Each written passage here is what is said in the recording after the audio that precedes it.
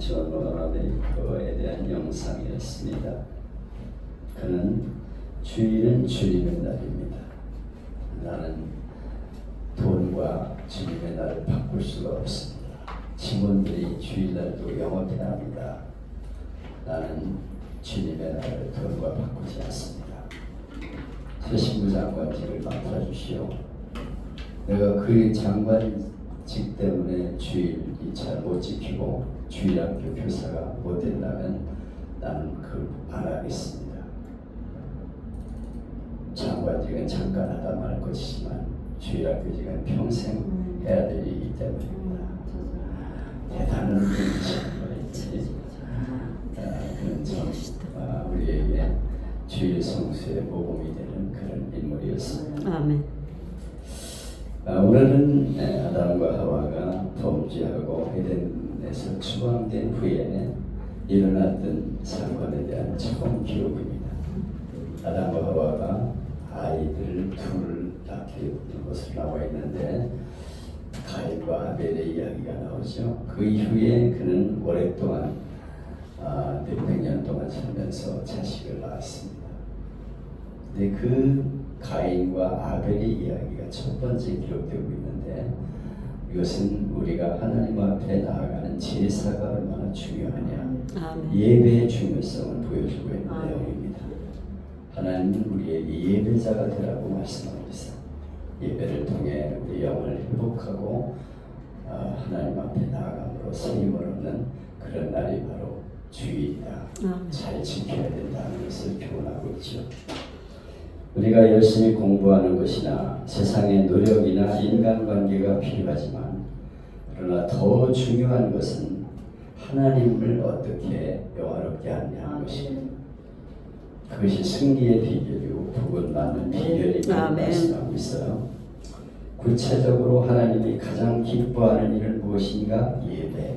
그래서 지금 첫머리에 타락한 인간에게 주어지는 첫 번째 메시지가 예배에 대한 내용입니다. 요한복음 4장 23절에 아버지께 참으로 예배하는 자들은 신령과 진정으로 예배할 때가 오나니 곧 이때라. 아버지께서는 이렇게 자기에게 예배하는 자들을 찾으시느니라. 어떤 사람을 하나님은 찾느냐? 예배자. 하나님께 참으로 예배하는 자를 찾으신다. 성경을 보면 하나님은 예배를 가장 중요하게 생각하는 걸 볼 수가 있습니다. 제사 제도를 통해 하나님께 나아가게 하고 하나님께 예배자로 나아가게 하는 것을 보게 됩니다. 여기 본문을 보면 하나님의 백성과 버림받은 백성으로 구분되는 기준은 예배였다 하는 것을 알 수가 있죠. 4절과 5절을 보면 여호와께서 아벨과 그 제물은 연락하였으나 가인과 그 제물은 연락하지 아니하셨다. 하나님의 백성과 버림받은 백성의 구분이 바로 예배에 있음을 보여줍니다. 무엇이 하나님 백성과 버림받은 백성으로 구분되었는가? 예배의 성공, 예배의 실패는 하나님 앞에 성공이냐 실패냐를 보여주고 있는 것이죠.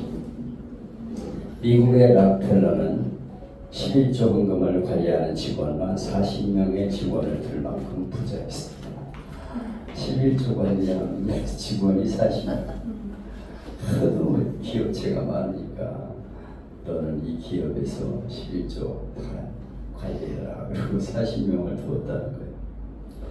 그는 록펠러 재단, 일반 교육재단, 록펠러 의학연구소 등을 설립하여 시카고 대학을 비롯한 12개의 종합대학과 12개의 단과대학과 연구소를 지어서 기증했습니다.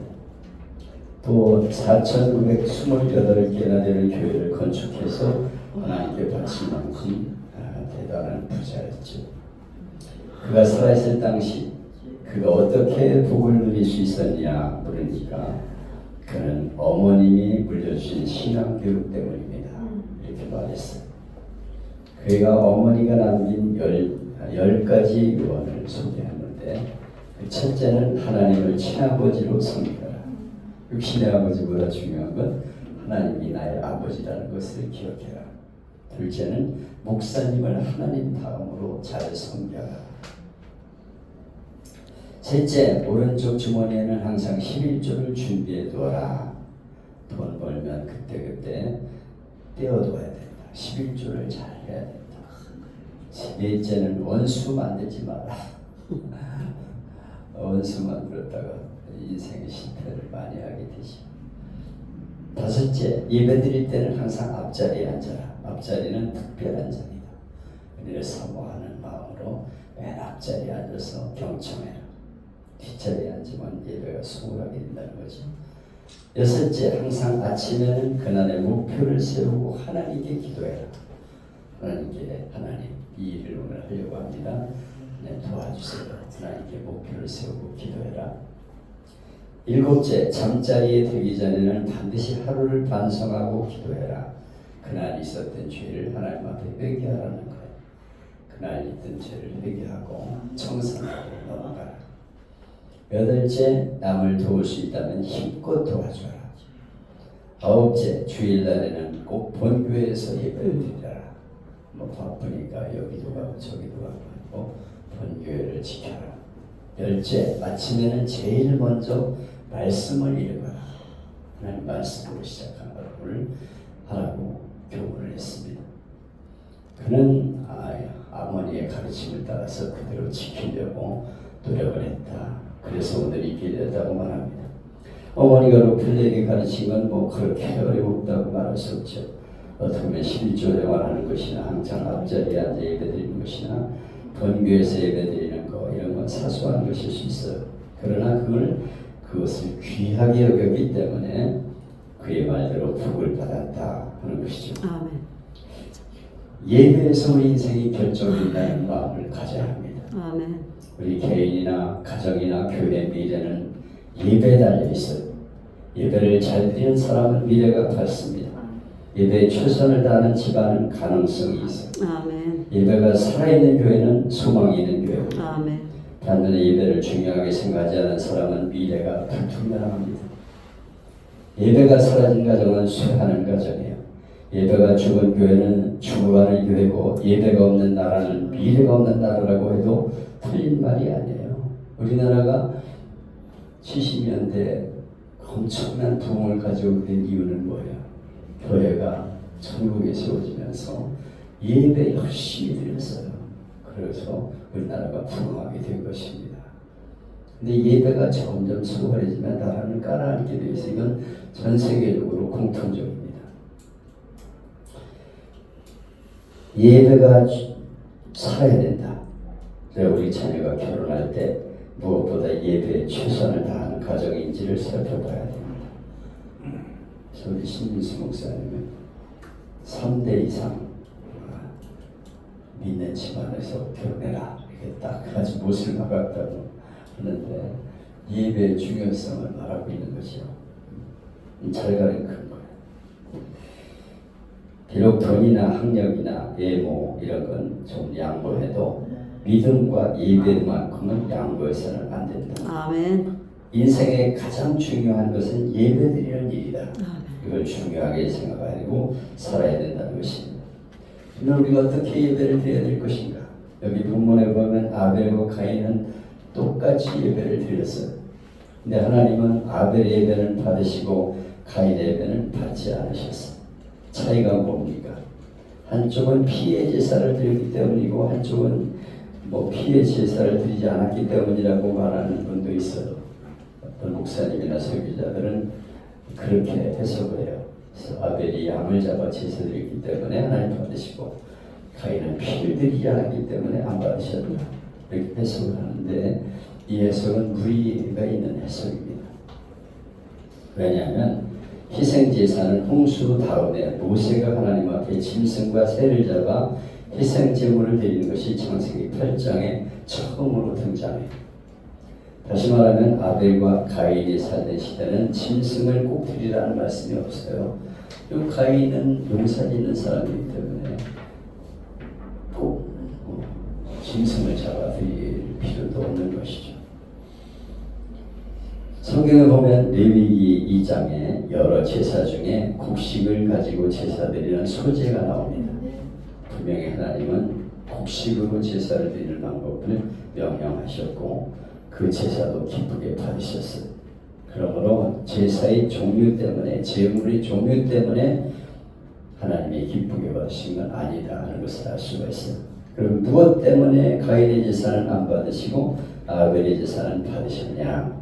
히브리서 11장 4절을 보면 믿음으로 아벨은 가인보다 더 나은 제사를 하나님께 드림으로 의로운 자라는 증거를 얻었으니 하나님이 예물에 대하여 증거하심이라. 저가 죽었으나 그 믿음으로써 오히려 말하느니라.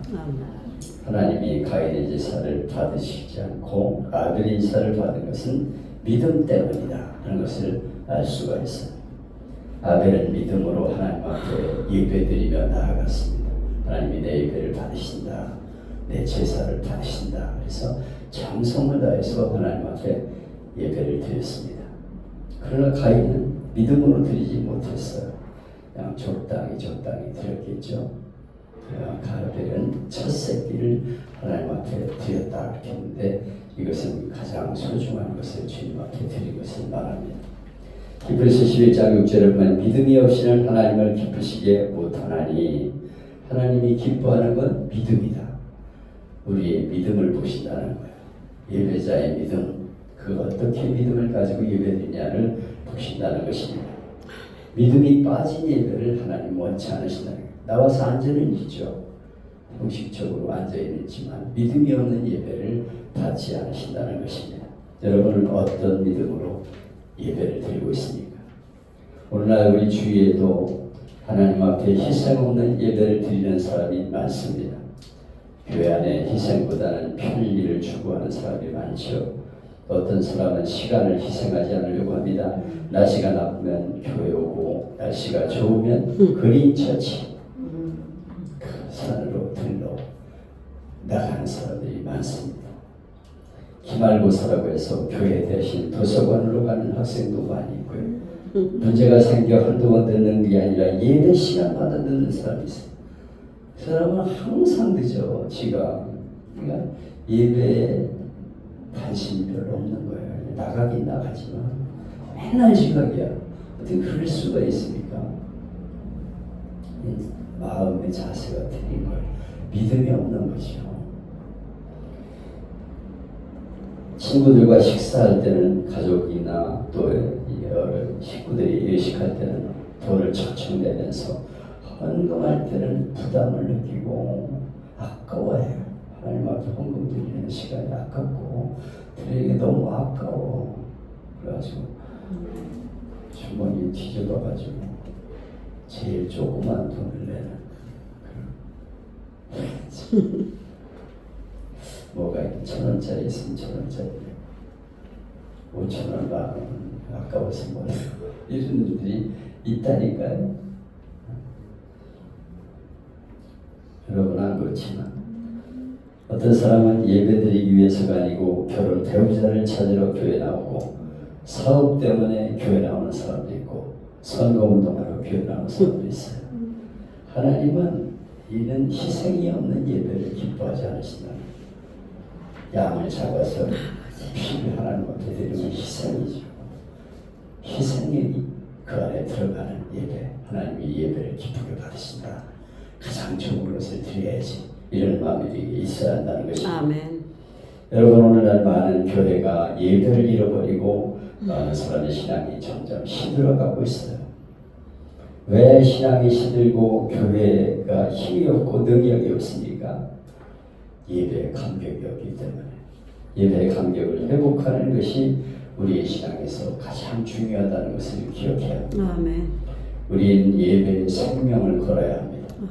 예배의 생명을 건 개인, 예배의 생명을 거는 가정, 예배의 생명을 거는 교회, 예배의 생명을 거는 민족은 소망이 있습니다. 아멘. 그러나 예배를 소홀히 여기면 그 가정과 교회와 국가는 무너지게 되는 것입니다.